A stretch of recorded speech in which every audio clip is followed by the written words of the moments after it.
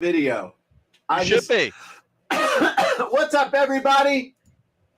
Hang on, I don't have us properly branded. Pow! Look at that.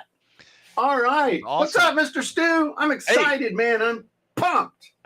I bet you are. Sound like you had a good trip down to Florida with FHL presenting and doing some cool stuff. Looking forward to hearing about that. In fact, let's talk about that one on the podcast. Okay. A little bit about some of your lessons learned. And for this, we are going to see what's new and exciting. Oh, we're going to wait a minute until the folks get here. So, yeah, good point. We, it was interesting when you get around other people and you see what's going on and get a chance to get exposed to new ideas and how one idea sparks another idea, and then that idea sparks another idea, and then you talk to other people and their ideas spark ideas in you. And so that whole giant mastermind of being around 4,000, 5,000 people. I mean, I think they said there was, Susan, how many people did they say were there? 5,000? Yeah, there were 5,000. I think it was like, I don't remember, it's like 5,500 or somewhere in that range, 5,000 to 5,500. That's huge. Yeah, it was crazy. Thank you, Susan. Mm-hmm. Jordan says there were 5,000 people there. So yeah, it was, somewhere in there. It was amazing. And welcome everybody who's here. What's up, Vicky? I see Jordan. What's up, Charmin? Is it Charmin or Charmin? So that was the coolest thing, to be around that many people. And it was interesting, the environment that they created, because we were at that hotel 3 weeks ago with John Maxwell. Same room, same big room. I think I heard 3,000 people there. And it was just really cool to just see the different ways of using the same space. Because I was like, are we in the same place? It was cool. So we had a good time. I want to share something with you all. That's super cool. I just want to get your reaction to this video. It's not long. It's less than 30 seconds. And I just want to get everybody's reaction to this real quick. And I'm so excited about it. We'll probably play it again later. But I'm going to show this, and y'all can just enjoy it with us. So here we go.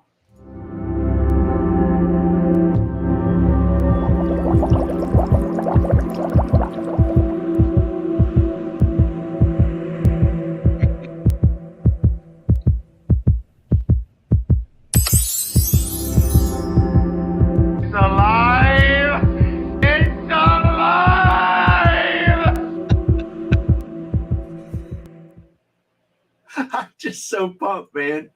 Cool things are coming. Y'all need to get excited. You don't even need to know why you need to get excited. You just need to get excited. I'm excited. Speaking of very exciting, Stu. Yes. A couple 3 weeks ago, we talked about email signatures. Yes. And interestingly enough, we actually eat our own cooking. We actually do what we say, unlike some people that teach and do all that stuff. Mm-hmm. We actually do what we say, and then we teach it, as opposed to teaching it, and then we might do it if it sounds like it would work. So, Stu, you made some changes to your email signature, and share with us what's been going on. Also, give us an update on that kid that had the problem with the fitness test. I think we did update that the week after he did pass his fitness test, and he got his ROTC scholarship. And now I have since put him on a program to never be near those minimum standards ever again. Okay. So he's moving in the right direction, but I think he saved he saved about $85,000. Nice. Getting 10 seconds faster on his 1.5 mile run. Wow, that's $8,000 a second. So that's probably more than Usain Bolt makes in a race. So real quick, we talked about the email signature thing. I want you to show your revised email signature. Can you show that real quick, and then let's talk about it? Yeah, I can share that. Let me see what I have here. Carlin says, "Yep, I want to know how you're doing these as far as the videos." Well, Carlin, it's a good thing you're in my copywriters inner circle, because I'll tell you. Let me see. Tell me if you see this. I don't see nothing yet. Okay. Yeah, you should. Here we go. But bam, can you zoom in a little? Yeah, let me see how. You got a wheel on that mouse? Yeah, give me a sec. Okay, just hold your control key and wheel the mouse.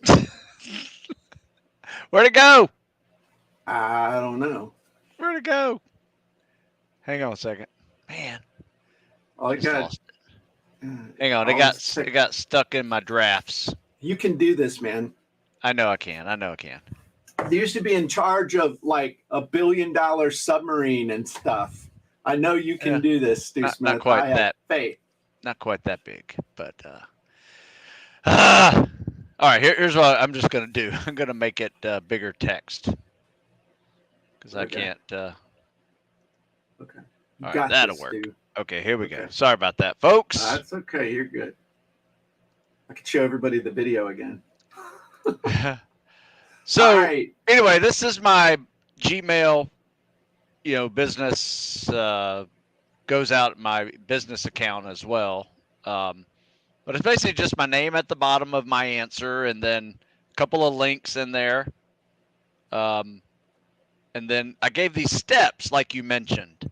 Step 1, read the article. Step 2, books and ebooks and apps. And then step 3, membership sites, and bold here, get personalized coaching with Stu Smith right there.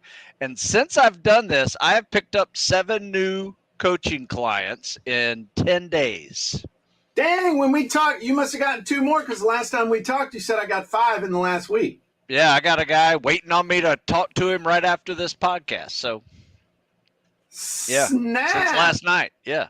That's great. Hey, take your microphone and move it like a half an inch off your chin, because we're getting your manly stubble rubbing on it. Dude. Okay. So, and how much is your PT club? How much is that? Well, there's one that's like $350 and another one that's $799, and so it's like 3 in the big one, and then like 4 in the smaller one. So. Oh snap! Now this is not an income claim. Your results may vary, but I learned how to do that math by the 2nd grade. So Stu is banking off of his email signature file. And I know it's from the email signature because I was emailed, by those people just the day before, and they pulled the trigger on step 3 real quick. There you go. In fact, I got so excited about this, Jim, I did something else. What's that? Now check this out. Okay. Okay. I went to. Yes. Let's see, where'd it go? Here we go. I went to my. Where are you? Okay. So I basically made a full piece of article or a full article out of my email signature, using that as basically an outline. So did you know all of this is basically the question that's getting, put out. That's what people see when I post it. Yeah. There's more to the Stu Smith Fitness than a Navy SEAL fitness book. I've written over 40 books, 1,000 articles, online coaching, and more. And it just goes on about, most of these people have started with me in the 90s and now working on their tactical fitness over 40. And if you're serious about your fitness and want some fresh ideas, and here's the steps from the signature. I just expanded it a little bit. I write 3 to 4 articles a week. Check them out here and here. By the way, these 2 blog posts right here, blogs, were voted top 10 military fitness blogs. I was voted number 1 and number 3 by somebody. Number 1 and number 3. Yeah. So military.com was number 1. Stu Smith Fitness was number 3. And then I have over 200 podcasts. Just wrote a latest book, writing 5 books total this year. Wow. I got apps, over 40 ebooks and books, online coaching membership, as well as online coaching, social media options. And then it just goes here, all my latest programs kind of scroll through. That's smart. So like the super fans, you can direct them to that page and then they're like, hey, what else you got? And you can throw them over to that. That's smart. So basically I just used my that signature as an outline and just filled it all in with what I do. Right. That's really cool. Yeah. That's very cool. Just made that this morning, by the way. So I was really excited about it. Stu does not let the grass grow under his feet. Yeah. But anyway, I was excited. I was excited that I, 7 new PT Club customers, and I was like, I need to let people know more about this stuff. So that's really awesome. So Sharman asked, and Umar are saying they're watching on phone and stuff. At some point, would you mind, Stu, taking a screenshot of your signature and just posting it in the comments as an image? Would you mind doing it? Not right now, but at some point. That's awesome. Congrats, dude. That's really amazing. And cool. That is really, really, really, really cool. So I want to share something again because I'm so excited and we got new people here. In case you missed it, I won't make you watch the replay. But we want to give you a little tease of something that's coming. So those of you who joined us late, you get to watch this 28 amazing seconds again because I love it. And you might see it again just because I'm so freaking excited about it. So here we go.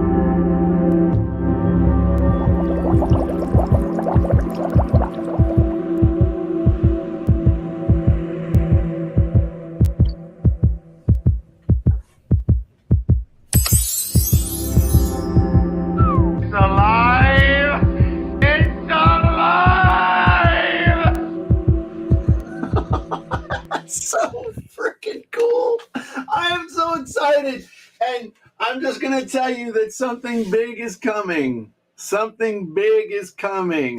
Something big is coming. We have Wizards and we have blank. Blank. Wizards and blanks. I didn't say it. I wasn't going to say it. I'm letting you say it. I'm not saying nothing right now. This is the big tease, the big build-up. It's a big tease. Whew. Okay. Here we go. So, I think we should just dive right into the podcast. I'm excited. I'm super proud of you for that thing. I want to dive into the podcast. Got a bunch of things I want to share about that. And so this is number 175, right? Yes. Lessons learned from the FHL. Yeah, this is lessons learned. But I'm going to tell you what, biggest lessons were learned on the ride to and from FHL. And so this is going to give you the same kind of experience as if you had ridden 12 hours with me in my Tundra. Nice. With Dexter and Susan. So some really cool stuff to share with you guys. So, okay, we ready? Ready. 2, that's good. Good thing. 3, 2, 1. Hey, everybody, Jim Edwards here, and welcome back to the Sales Copywriting and Content Marketing Hacks Podcast. I'm your host, Jim Edwards, along with my trusty co-host, podcast producer, Mr. Stu Smith. Welcome, Stu. Hey, thanks, Jim. I'm excited, Stu. I know that's hard to believe. I say that all the time, but there's some exciting things happening in the world of guaranteed response marketing and all things Jim, Stu, Susan, and everybody. And a lot of great things going on, man. The world headquarters is almost done. So I'm going to have cable in there hopefully in the next 3 weeks when they can fit me in. Going to get all the furniture organized, and then we're going to start doing some cool videos broadcasting from the world headquarters. We have a cool studio. Neat things happening. But today we're going to be talking about some lessons learned from the latest Funnel Hacking Live, but specifically lessons learned from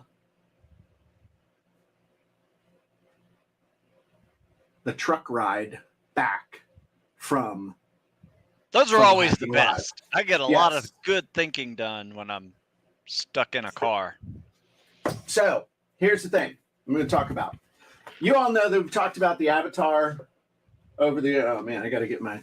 I messed up. I don't have my other thing. I digress for a second. Let me get this straight. I apologize. My technology can't keep up with my enthusiasm. Somebody's worried about me having a seizure. I'm good. I'll be seizure free. Okay, so I want to talk about a couple things, and I may end up taking over the full screen there, Mr. Stu, at some point, just so everybody can see. But one of the things that everybody talks about, and there were a bunch of people mentioning it at Funnel Hacking Live, we talk about it a lot, is the avatar. Now, Stu, what does avatar mean to you? It is my ideal customer. Okay.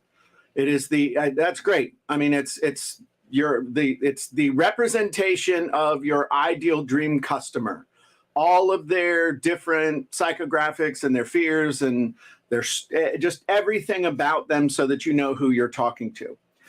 And I believe that we do a wonderful job of talking about the avatar, teaching the avatar. We've done the Secrets of the Avatar 5-part training. We've done the Who is My Who. We've got the Avatar Wizard built into content marketing scripts, funnel scripts, traffic secret scripts, Film My Webinar scripts, all of those things. So, and Robert says, avatar, the complete picture of your dream customer. I like that. So it was interesting, though, one of the speakers at Funnel Hacking Live said something that I had never thought about before. Because I've always said that when we're selling, when we are helping somebody, which ultimately we're all getting paid to help people go from where they are to where they want to be. We're either helping our past self or we're helping someone who's close to us now. So we're helping some version of our past self to get a result. So example, like, my For Sale by Owner book was me helping my past self who needed to sell 2 houses and couldn't afford to pay the real estate commission.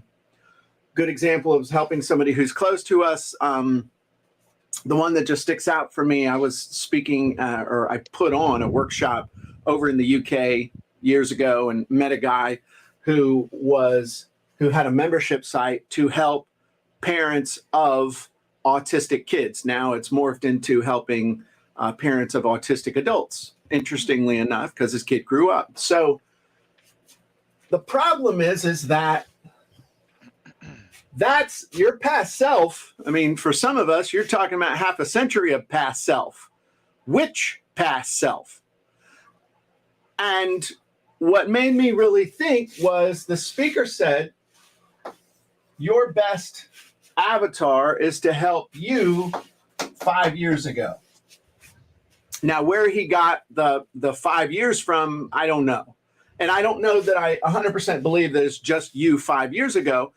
But when Susan and Dexter and I were about, 10 miles either close to the first Buc-ee's in Daytona Beach or 10 miles past it or whatever, somewhere between Buc-ee runs, okay? Which, by the way, if you've never been to Buc-ee's, Buc-ee's is amazing. If you don't know what Buc-ee's is, next time you're on 95, Buc-ee's is just the best. So we started talking, and I was like, oh, my God. Which version of you're talking to is really important. And then I started thinking, and I'm summarizing 200 miles of driving. And then at the time also was having a negative reaction to some stuff. We were talking about high ticket offers and what some people offer and what some people don't offer. And, Dexter's always the voice of reason. And I said something and he said, well, you might want to think about. And the funny thing is, he starts doing his left hand like this. He's like, you might want to think about, which is always Dexter code for you're wrong, but I can't tell you you're wrong. So I'm going to try and convince you and make you think it's your idea. So this is kind of what came out of it. If you look at your past self, when you're looking at who you're going to sell to, there's actually multiple past selves. And I'm going to share with you my past selves, Stu Smith, and then we're going to talk about this. But I honestly believe that I am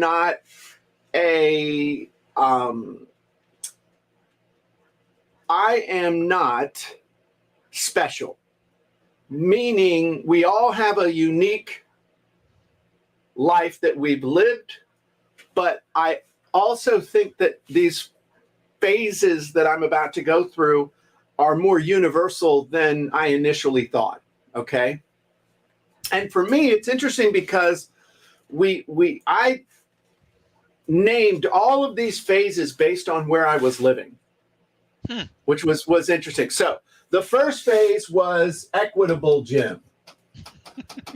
And Equitable Jim was Jim first got out of college, full of desire, filled with energy, and like one of those colts that you see in the pasture that's like just bouncing around and just wants to run and do all this stuff. And it's like a little thoroughbred colt. And looking at that thing, if it's treated right, it could be a great racehorse. Or if it's treated wrong, it's going to end up with blinders on, pulling an old milk wagon and having what looks like a broken back. Okay. Yeah. So that little colt is full of all possibility of desire and energy. Good analogy. So yeah, I came up with that in the shower this morning. Hey. Thank you. But you think about that, but then the problem is that along there, I had no clue what I was doing. And I'm just going to read you off some characteristics. Okay. Because this literally, we were sitting there in the car and I wrote all of this stuff out, all of this while bouncing down the road in South Carolina. If you've ever seen the highways in South Carolina, dear Lord, they got potholes that could catch a damn caribou. So I'm just going to read off some characteristics. Doesn't know what he wants beyond vague generalities, standard stuff, money, more, nice car, cool house. Doesn't know exactly what he wants, but does know what he doesn't want. Needs to know, in my case, how to sell and persuade, selling stuff, selling products, others. Clueless but motivated. That was a great one. Doesn't know what good at, just feels burning desire to be, do, have more. Been told you're smart, but right now life's kicking you in the nuts. Everything feels like a blind alley. Try. World is leaving you behind. Everyone else is successful but you. All your self-worth comes from comparing yourself to others and their expectations, and you're falling short. Feel controlled by other people and suffer at the good opinion of others. So during that time, I had this up and down. And, I was coming off the high of graduating from college.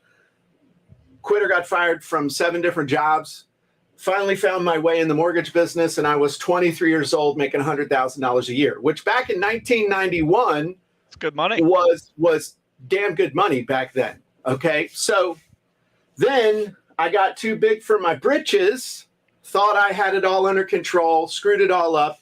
And that's where we launch Trailer Park Jim, where Trailer Park Jim had it, tasted success, and lost it, and is worse off than he was. And so, huge, even bigger desire. Okay, but the problem is that had tasted serious defeat. So I'm going to read you some of these. Huge desire, needs basic instruction, desperate, feels alone, lots of potential, but didn't have the right vehicle. Needs a step-by-step plan, low self-esteem, questions abilities, struggles with confidence, some temporary success, several big failures, wanted validation and approval from others, hard worker, willing to dig in and get it done, needs direction and somebody to believe in him so that he can believe in himself. And is starting to say there's got to be more to life than this. So this guy needs direction. Okay. But this guy down here, this guy just needs the big picture and an understanding and a roadmap. Okay. This guy needs specific instruction and a mentor. So now, once we've gone beyond that, I figured out some stuff and we got our website up and things are, and you guys tell me in the comments. I'm gonna take the big picture on this, okay? Okay. Just so everybody can see this. And you're still there, but you guys tell me if this is resonating with you at all, okay? So then the next one is we call Little White House Gym. And this is where I was able to see some success. I started tasting success. I went from bankrupt and living in a trailer park to I figured out a system to pay off the house. I figured out a system to be able to get results. So some success, still looking for validation, can deal with some failure now, has a system that works and is willing to do it over and over and over, needs a different kind of guidance. So this is more, coaching, needs coaching from someone who's at the next level. Building a business instead of just a job with no boss, seeing a need for a team, and ready to try new things, and has a bit of an income cushion. But the problem is that what he was doing was not scalable because it was still basically all me. So now we move into fourth gym, which is Waterhouse Gym, not to be confused with Waterboy Gym. Like, foosball is the devil, Stu Smith. So Waterhouse Gym, this is where, has the validation, has the recognition, has what would be considered outrageous success by any of these other gyms. Okay. So now we made it, we hit it. Okay. And, Crossroads, top of the mountain, where to next? Big time team building. There's more, but don't know how to get there. Have I peaked? Am I doing the right thing? It's not about the money, but money's not enough. And now we're learning how to juggle life. We're looking for balance, including the physical stuff. Because Waterhouse Gym was what's who found Stu Smith. And I had been struggling with on my own, but I needed validation, Ben, and a different kind of guidance needed. Juggling life. Fitness is a must now. Worried about legacy and asking questions like, what's the point of all this? Want to serve, but don't know how. So it's almost like I got to the top of the mountain that I thought I was going to get to, like when I was 65 or 70. So now it's like I'm 50 years old, 52, whatever. Now what? You're smart, Jordan. Now, and I think this is the last gym.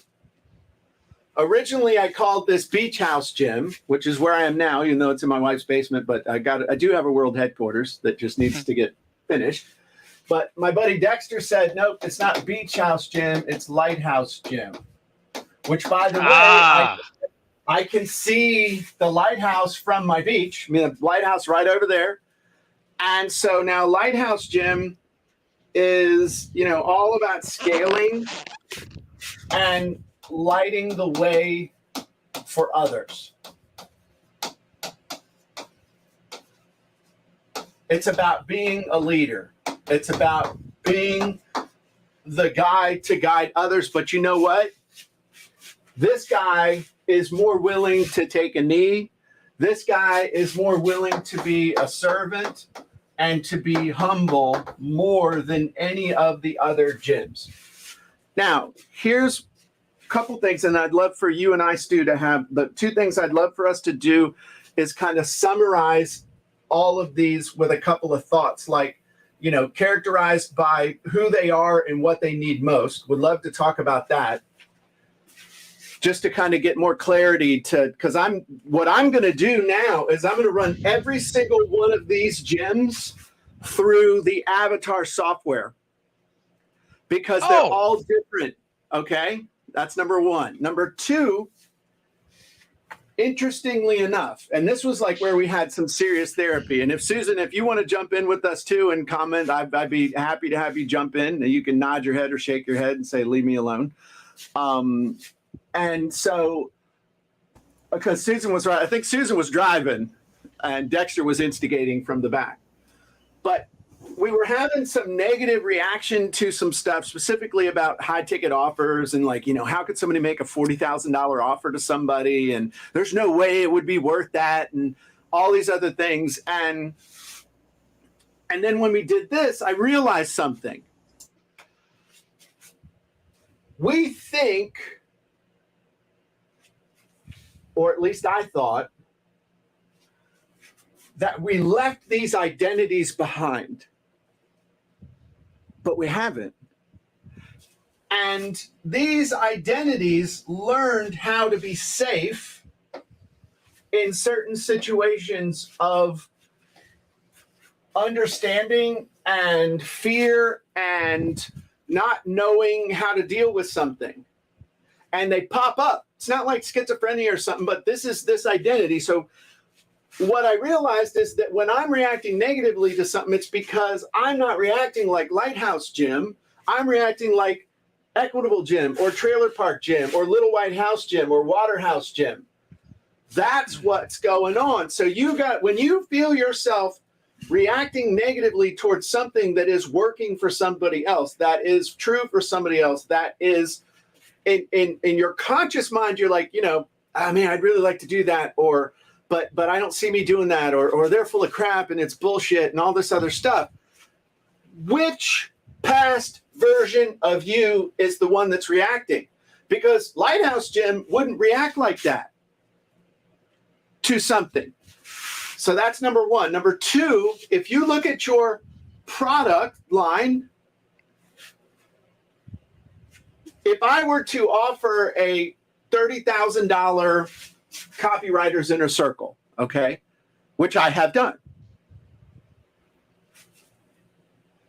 I'm going to sell that to this guy or this guy, maybe this guy.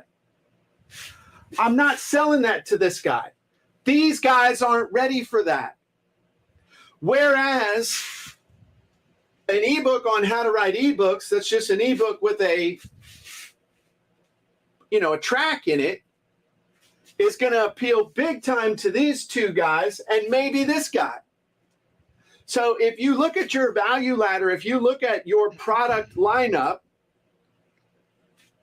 you got to say, okay, which level of person am I targeting with this? Because you could have the perfect product for past you, but you're talking to the wrong version of past you. See, all of these are who I used to be and are still in here. But I got to check myself, number one, when I'm reacting to stuff and say, who's showing up here? You know, old school, like, you know, the old thing of you can take the trash out of the trailer, but you can't take the trailer out of the trash. You know, I could say that. You got to watch where you're stuck. So I'm going to stop there, and I would love to get y'all's feedback and thoughts on this, and Stu and Susan. And then what I'd like to do is make sure that we kind of summarize these, because I'd love to be able to summarize, you know, Waterhouse Gym wants this, is here, but wants this and needs this, that kind of thing. So reaction from either or both of you. You want to go first, Susan? You can go first, Stu. Okay, thank you. I would say yes. We are a product of our past experiences for sure. And I like the way you did this. In fact, I do the same thing with multiple avatars, right? With people wanting different jobs within the military or law enforcement and firefighters and different age groups and things like that. So it's the exact same kind of process I use when I'm creating specific information for those groups, those past groups. But I think the biggest thing is that realizing what you just wrote up there is probably going to be the biggest tool of all. You know what I mean? Like personally having some internal awareness of what our experiences have been, and like you said, which ones reacting to this, which ones, who are you talking to right now? Right. No, that's really good. I have found that sometimes the guys on the lower end of that ladder are often some of the biggest suckers for the higher end of the purchase, and they will outspend themselves to jump 5 different layers, right? And sometimes it works, but for the most people it's not. I mean, how many self-help programs does your buddy down the street have that is trying to make that million? Right. So I don't want to digress anymore into that, but kind of guide me as what you're looking for each level, and I'll try to help you fill in the blanks. So Susan, any thoughts? You were I think there. Also having this variations of Jim will help you on knowing when you create your products or your coaching or anything, who you are targeting. So that way there's not a level of frustration for you and for them. Because if they're not ready, then they get frustrated because they're somewhere they shouldn't be yet. And then you get frustrated because they're not where they should be yet. Just so you can differentiate that out and cut down on that pain point. Right. It's like what you're saying, Stu. I mean, if somebody got into your $700 a month thing and it's not right for them, it's frustrating for you because it's a lot more work for you to try and drag them kicking and screaming along the way. And it's frustrating for them because in some ways they can't even conceive of the things that you're trying to teach them. There's no frame of reference in order for them to be able to actively and accurately and effectively receive what you're trying to give them. Absolutely. And there's no logical progression.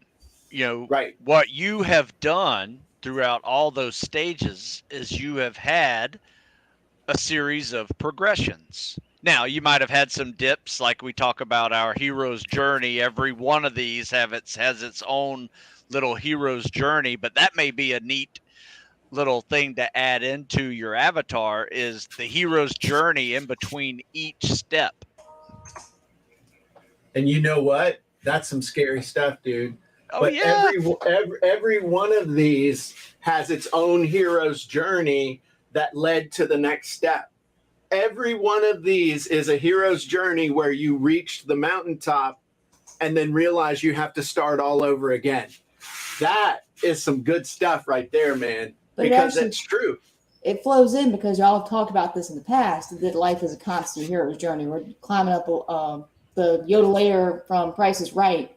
He's basically going up the hill. Sorry, that's what came to mind. That's a good one.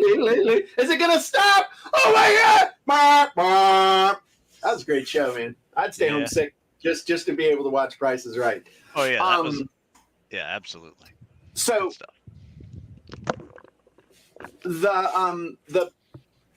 what I'm looking for just is kind of like a little summary of that we could generalize so that everybody's like, hey, this isn't just Jim and his schizophrenic past. All right. But if you think about it, equitable Jim is wants and needs. Equitable Jim is, eager, cocky, all right, wants success, needs direction and a mentor. Hannah has a question. So how do you know where how can your prospect know where they're at? They probably don't know. So what you got to do is you use the story to resonate with them.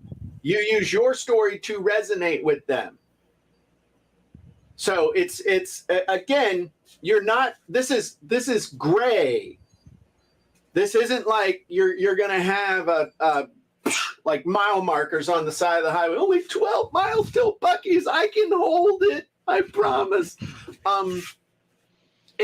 They flow one into the other, but you can pretty much know about where they are, and your story is what's going to resonate with them. And that's you're going to be able to communicate better with them. So, just talking to them, hey, are you ready for success? Are you ready to make this happen, but you just don't quite know what you're supposed to be doing? Do you just want somebody to just show you what to do and give you the step-by-step path to be able to get there? Have you tried a few things and nothing's quite worked out, but you know that if you just had the right path, you could run down it and make it happen? As opposed to up here, it's like, hey, have you experienced success in the past? You pretty much got money figured out. You got, you've got one or two areas in your life figured out, but now you realize, hey, life's about a whole lot more than just X, Y, Z. You got to balance it all if you want to have it all. So you can be a success in one area, but a failure in other areas, and your life's going to suck. So at this point, it's all about being able to have what you want in your marriage, in your physical body, in your spirituality, in your money, in your sense of accomplishment. And if that's what you're after, then that's what this is all about, whatever the product is. Okay. So now, like this guy right here, he's scared. He's scarred, but he still knows he's at a crossroads. I mean, I'm like channeling this guy. And I remember, I was scared, I was scarred, and I was at a crossroads. I could either choose to be successful or I could choose to just go get a job. Yeah, but those are such deep emotions. That's why he sticks so long, because fear is the basis of our brain. Sure. So, but still knows there's more. Okay. Little White House Jim's like, hey, I got some confidence now. I've got something that works. Now, the problem is you got something that works. And when you've known life with something that wasn't working, and now you've got something that works, now we're scared to try something new because I've already got something that's working. So it's all about managing risk. Waterhouse Gym now, hey man, this is about balance. This is about connection. And then finally, Lighthouse Gym, it's basically about legacy. Yeah, but also I'm going to argue that Waterhouse Gym, between the Little White House Gym and Waterhouse Gym, y'all almost lost John Eric.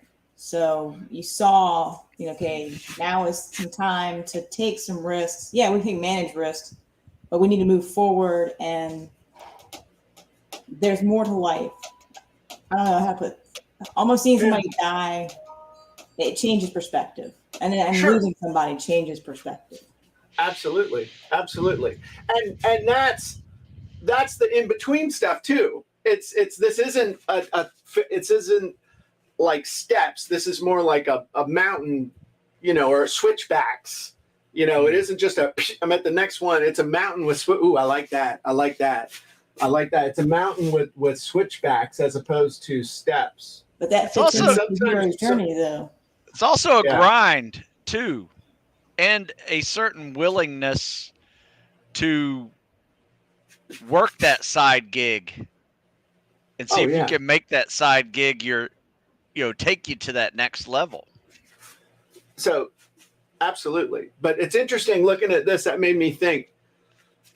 For some reason, I thought of that movie, Switchbacks Up a Mountain. As I got closer to the mountain, I was like, well, you never really finish climbing the mountain unless you want to retire and be that dorky dude. But it made me think of the movie about Marcus Luttrell when he said, we thought we were at the top of the mountain and we got to the mountain and realized there was another taller mountain behind it. In some ways, you're going to get to the top of this mountain and you're going to have to go back down and start over on another mountain. We're really, guys, listening. This is happening in real time. We're just this is like you're hanging out with the three of us around my fire pit, just kind of, talking. And I agree with you, Susan. And I think that's the in-between stuff, because that's the transition thing. Like what you said there, those things, what happened with John and other stuff, in a lot of ways, those were the decision points that launched the transformation. You need to turn this on to hero's journeys. This needs to be like read the hero's journey. Absolutely. Yeah, but you can't tell it all at once. I mean, that's why when you map this out, it's it's like a series. It can't be a single movie. I'll tell you something, Jim. That little white house, Jim, is a very comfortable place. I could have stayed there. For many, it's a very comfortable place that I could probably tell you that, I was at least a decade in that one. Yeah. Right. And then I was like, oh, then I met Jim Edwards. And I actually, changed my next level, because of some internal awareness that made me realize, I can make some changes that, can really take it up a notch. We can play bigger. Yeah. That's the thing. The people that you're around are going to make you play bigger, smaller, or stay the same. And so, you being around me inspired you to play a little bit bigger. Me being around people like Russell Brunson, play bigger, and I think that's important, because you're only going to rise as high as the people that you're around. And if you're the smartest guy in the room, then you need to go find a new room, because everybody's learning from you and you ain't learning from anybody but yourself. And that's the slowest way to learn. And I'm guilty of that sometimes, but you're absolutely right. And what's interesting is that a lot of these time frames, are somewhere in the 3 to 7, 8 year time range. Yeah. I could have very easily still been here, living in the house over the back from my in-laws, making a couple $100,000 a year. And that's, hey man, it's a nice life. But is that where you're going to have the legacy and make that impact? But okay, I digress. So we kind of got these. This is what I was looking for here, was this stuff. That helps me. I appreciate y'all. And then the last thing, and this is what Jordan brought up, our value ladder needs to follow something similar to this. Because several people make comments that they're going to go back and create new avatars today and over the next couple of days. Absolutely. Robert says, I don't have enough years left to get to the lighthouse level, so we need to fast track that. Dude, you're at that level as soon as you decide to be. That's the biggest thing I've learned. You can be at any level you want as soon as you decide to be, because you change first as a person, and then the physical world will change to reflect what's going on in your head. That's how it works. Become the man, become the woman inside, and the outside world will change to reflect that and meet you.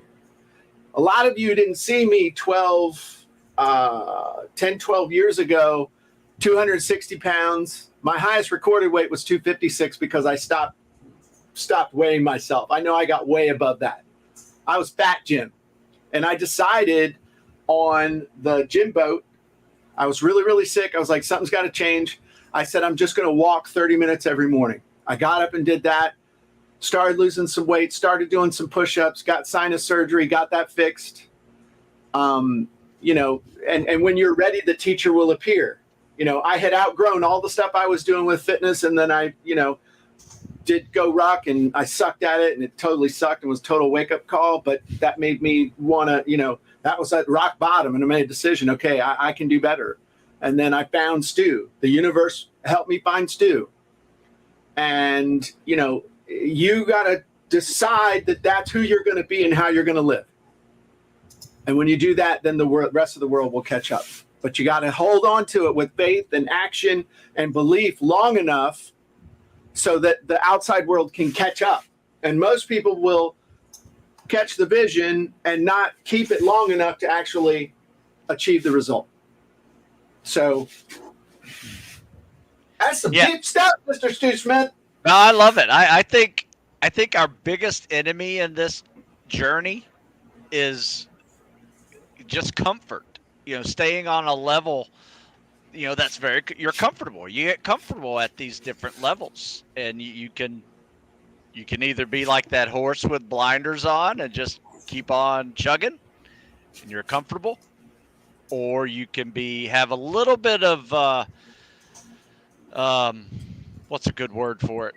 Discontent, I guess, and be looking for that second thing or that next thing that is going to help you grind through the midnight hours, you know, on your second job of the day, you know, to make your side gig your main gig. And you know, those are the kind of things that take you to the next level.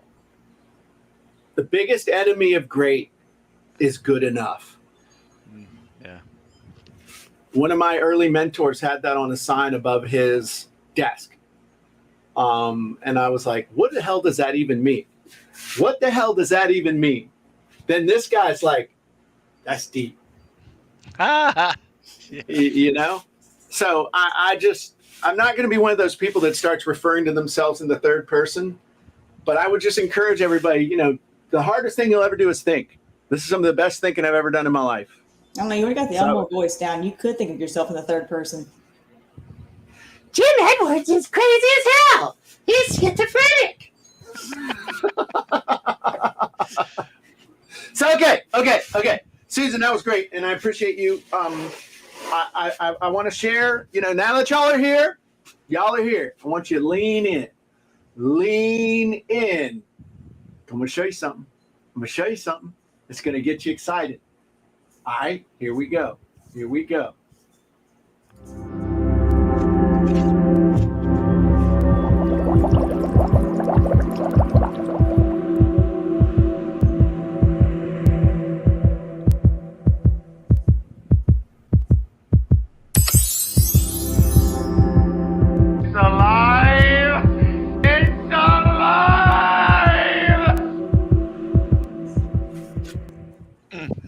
I'll tell you right now, that ain't ever going to get old. I'm going to make Terry watch that a whole bunch more times. I'm going to cast it to the TV. Y'all have no idea what is coming. We are going to change your life. We're going to change your future. We are going to transform everything you thought was possible for you when it comes to content and copy. Absolutely gonna change everything. So stay tuned. All right, Stu, Susan, I don't think we could have had no more amazing Jim and Stu show and Sales Copyright and Content Marketing Hacks podcast if we'd have tried on purpose. That was a good one. I just want to thank everybody for joining us. And just stay tuned. Appreciate you guys. Hey, Stu, if they want to get in shape, where should they go? Stu Smith Fitness. Send me an email. You can read all about it. That's right. And sign up for all this cool stuff from his signature. And if you want to use content to kill it, go to, can I send them there or should I wait? Can I tell them? Send them there. I mean, can they sign up? They can sign up, be notified when we do the next webinar. Oh, okay. Hey, go to contentmarketingscripts.com. Sign up. Get on the list. Be notified when we do the next webinar. Hey, we ain't doing copyright and secrets today, man. That I know. It's just something out there. So, it's my prop for the show. So we appreciate y'all, and we will talk to you soon. Bye-bye, everybody.